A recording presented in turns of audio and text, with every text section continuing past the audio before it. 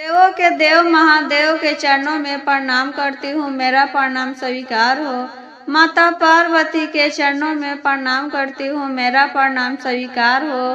कार्तिक गणेश भगवान के चरणों में प्रणाम करती हूँ, मेरा प्रणाम स्वीकार हो। हलेंद्र भैया और नीलम दीदी के चरणों में प्रणाम करती हूँ, मेरा प्रणाम स्वीकार हो।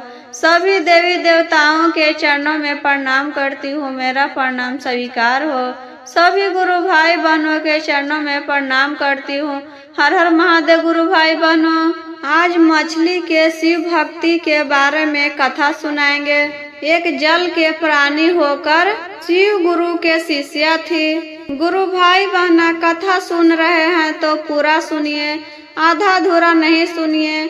आधा अधूरा सुनने से शिव गुरु का अपमान होता है और पूरा सुनने से ज्ञान होता है। आधा अधूरा ज्ञान किसी भी काम का नहीं होता है, इसलिए जब भी सुनिए पूरा सुनिए। एक धर्मपुर नामक गांव था। धर्मपुर गांव था तो वहां के सभी लोग धार्मिक थे।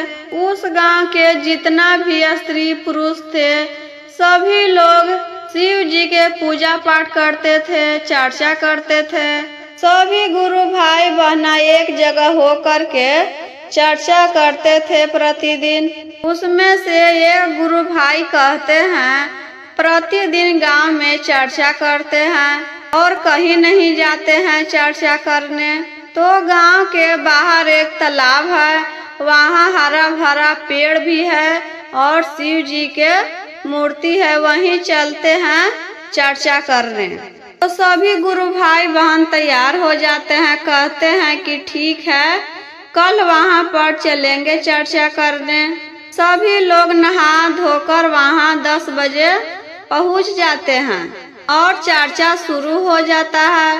वही तालाब में मछली और मछला रहती थी। मछली कहती है मछला से, नदी के किनारे शिव चर्चा हो रहा है, हम जा रहे हैं शिव चर्चा सुनने। मछला कहता है चर्चा सुनने नहीं जाओ, ये सब मनुष्य का काम है पूजा पाठ करना। हम तो एक पानी में रहने वाला जीव हैं। अगर मछुआरा हम दोनों को देख लेगा तो मार डालेगा।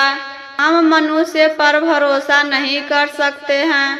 मछली कहती है जिनके पास शिव गुरु होते हैं उनका कुछ नहीं बिगाड़ सकता है कोई। हम जा रहे हैं सुनने, चाहे कुछ भी हो जाए। मछला मना करता रहता है, फिर भी मछली नहीं मानती है।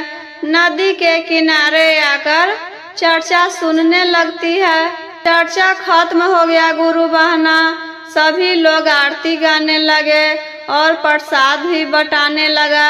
मछला कहता है कि तुम तो चर्चा सुनने की बात कर रही थी, तो चर्चा तो खत्म हो गया, अब चलो पानी के अंदर, नहीं तो मछुआरा देख लेगा तो हम पर जाल बिग देगा और हम फंस जाएंगे उसमें। मछली कहती है कि चर्चा तो हम सुन लिए लेकिन प्रसाद नहीं खाए हैं, प्रसाद लिए बिना हम यहाँ से नहीं जाएंगे। चर्चा सुनने के बाद प्रसाद खाना जरूरी रहता है। प्रसाद तो कोई भी आदमी मांग कर खाता है। मछला कहता है कि तुमको भला कौन प्रसाद देगा, चलो यहाँ से। मछली कहती है कि प्रसाद तो चींटी भी खाती है, वह भी एक प्राणी है, कुत्ता भी खाता है, तो हम मछली होकर क्यों नहीं खाएंगे, हम भी प्रसाद खाकर ही जाएंगे। शिष्या बहन सब के प्रसादी बांटने के बाद थोड़ा सा प्रसादी चींटी के लिए छोड़ देती है और गाय भैंस को भी दे देती है और थोड़ा सा प्रसादी नदी में भी फेंक देती है कि लो मछली रानी प्रसादी खा लेना। तो मछली और मछला दोनों प्रसादी खा लेते हैं। तो मछला कहता है कि अब तो प्रसाद भी खा ली, अब चलो पानी के अंदर। तभी एक मछुआरा मछली पर जाल बीग देता है और मछली जाल में फंस जाती है। मछली तो छटपटाने लगती है बाहर निकलने के लिए। मछला कहता है हम कह रहे थे ना कि चलो पानी में, नहीं तो मछुआरा देख लेगा तो हम दोनों को जाल में फंसा लेगा।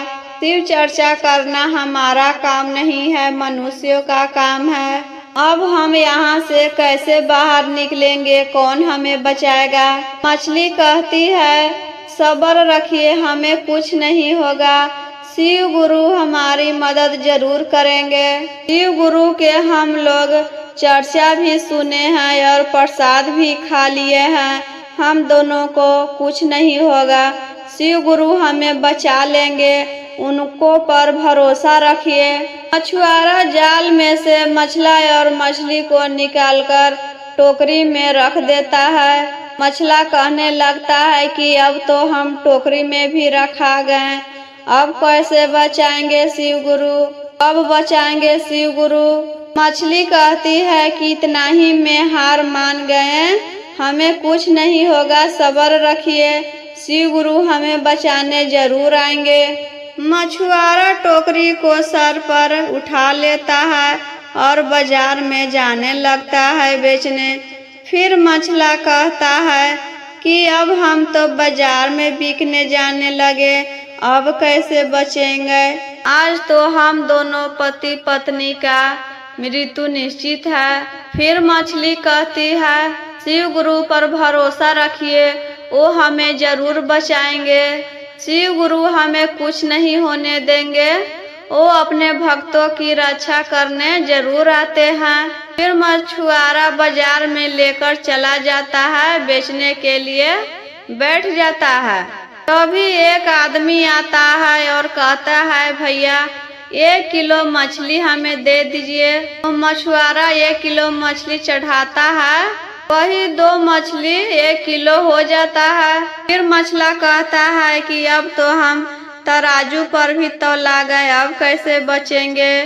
तभी वह आदमी कहता है मछुआरा से कि मछली को काट दीजिए।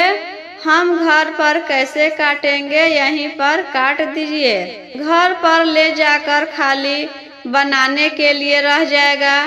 तेल में डालकर मछली को सिझा देंगे और पूरा परिवार बैठकर खाएंगे, काटने में बहुत समय लग जाएगा, यहीं पर काट दीजिए। फिर मछला कहता है कि मछली कब शिव गुरु आएंगे हमें बचाने के लिए, अब तो हम कटाने वाले हैं और तेल में डालकर भी यह हम लोग को बनाकर खा जाएगा, तो कब बचाएंगे शिव गुरु? मछली कहती है कि भरोसा रखिए, शिव गुरु जरूर आएंगे। मछुआरा मछली को पकड़कर जब काटने ही वाला था कि मछली शिव गुरु से दया मांगने लगी। हम तो आपको जल के प्राणी होकर भी चर्चा सुनते हैं, भक्ति करते हैं और प्रसाद भी आज खाए हैं, तो हमारी मदद करिए प्रभु, कब आइएगा बचाने हमें, अब तो मेरा जान जाने वाला है। तो उसी समय इतना अंधड़ आता है कि मछुआरा के आँख में धूल चला जाता है, इसी के वजह से उसको कुछ दिखाई नहीं दे रहा था। उसके हाथ से मछली छूट जाती है और तभी इतना जोर से पानी बरसने लगता है कि पूरा सगरो पानी ही पानी हो जाता है, पूरा पानी के धारा बहने लगता है। तो वही पानी के धारा में मछली बहते बहते अपने नदी में चली आती है। मछली कहती है अपने मछला से, देख लिए ना शिव गुरु कैसे मदद किए, हम दोनों को कैसे बचा लिए। शिव गुरु अपने भक्त को कभी कष्ट में नहीं रहने देते हैं, दुख से निकाल लेते हैं। आज शिव गुरु हम दोनों को बचा लिए ना, कह रहे थे कि कैसे शिव गुरु बचाएंगे। तो मछला कहता है कि हाँ मछली, शिव गुरु हम दोनों को बचा लिए, तो तुम कैसे पूजा करती हो हमें भी बता दो, आज से हम भी शिव गुरु को पूजा करेंगे। मछली कहती है शिव चर्चा में 3 सूत्र है, तीनों सूत्र को पालन करना है। पहला में दया मांगना है, दूसरा में चर्चा करना है और तीसरा में 108 बार नमः शिवाय के प्रणाम करना है। तो उस दिन से मछुआरा भी शिव चर्चा करने लगता है। दोनों पति पत्नी चर्चा करने लगते हैं और जब भी शिव चर्चा होता था नदी के किनारे, दोनों नदी के किनारे आकर शिव चर्चा सुनते थे और प्रसाद खाकर अपना पानी के नीचे चले जाते थे। तो मेरा वीडियो कैसा लगा दीदी, कमेंट बॉक्स